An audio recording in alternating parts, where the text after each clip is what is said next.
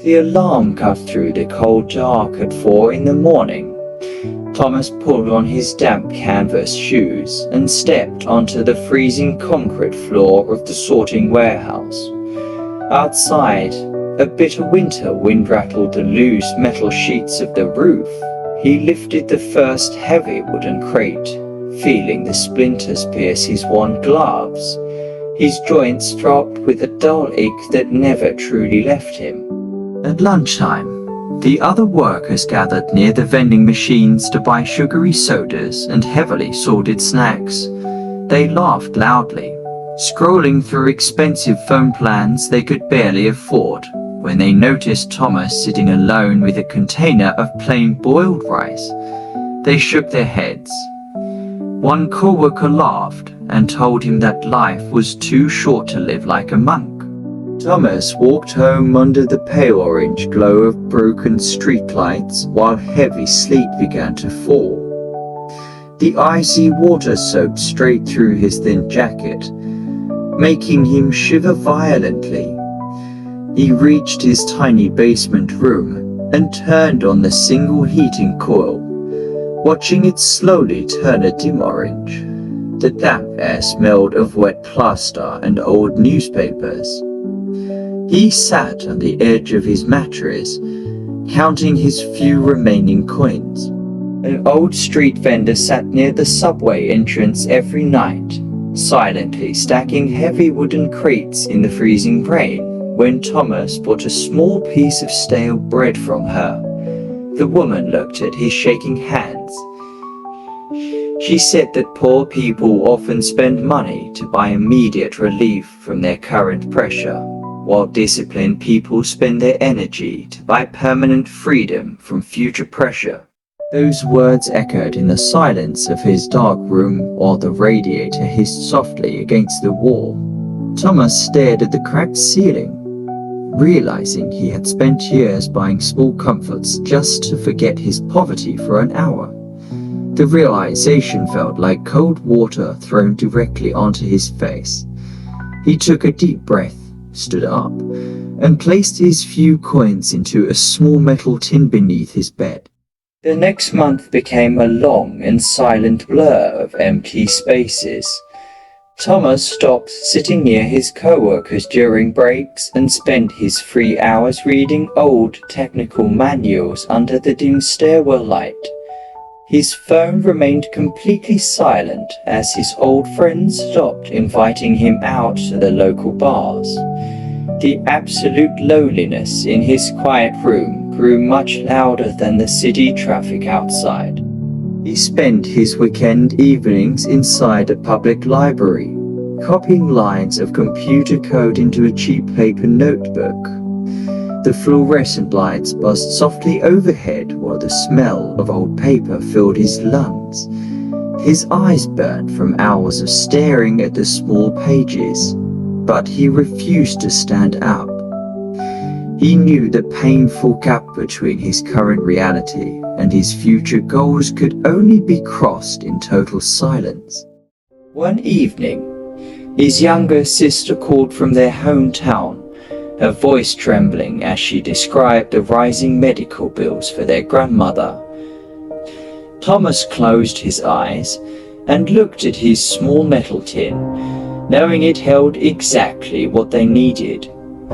He walked to the local post office through a heavy downpour and sent every single dollar home. He returned to his cold room with an empty bank account, but a completely calm mind.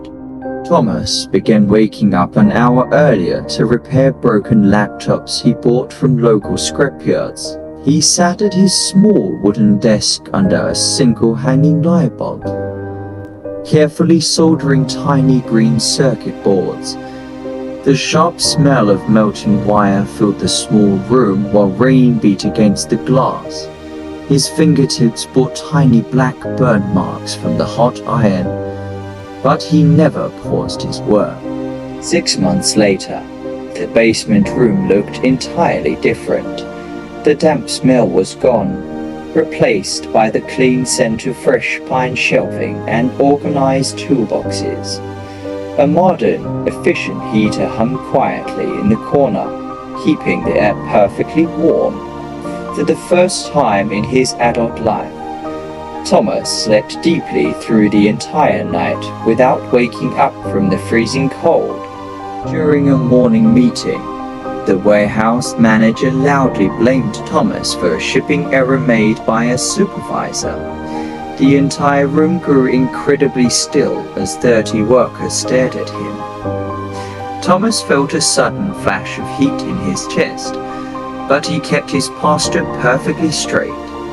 He looked the manager in the eye, calmly offered a practical solution, and returned to his work without a single trace of anger. His small repair business eventually outgrew the basement, moving into a bright roadside workshop next to a busy printing press. The sharp scent of fresh paint and industrial cleaner filled the air each morning. Thomas hired 2 younger men who moved with the same frantic, anxious energy he once had. He recognized the quiet fear hidden behind their loud jokes and careless spending habits. One evening, the young assistant asked Thomas why he still lived so simply despite the growing success of the workshop. Thomas smiled softly as he handed the young man his paycheck. He said that money only stays safe inside a mind that has learned how to stop panicking without total internal control. External wealth disappears just as quickly as a temporary relief from hunger. 5 years later, Thomas stood outside a large, modern technology center painted bright white under a golden sunrise.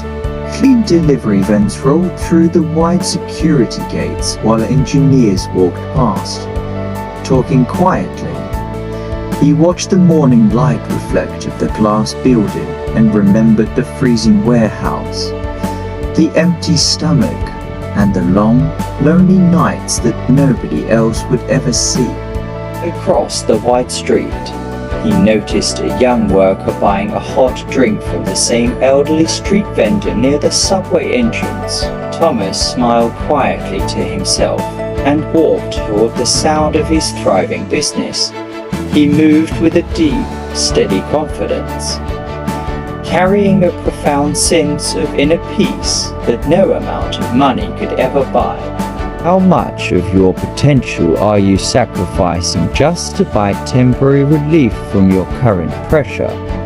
True freedom begins the moment you stop spending your tomorrow to tolerate your today.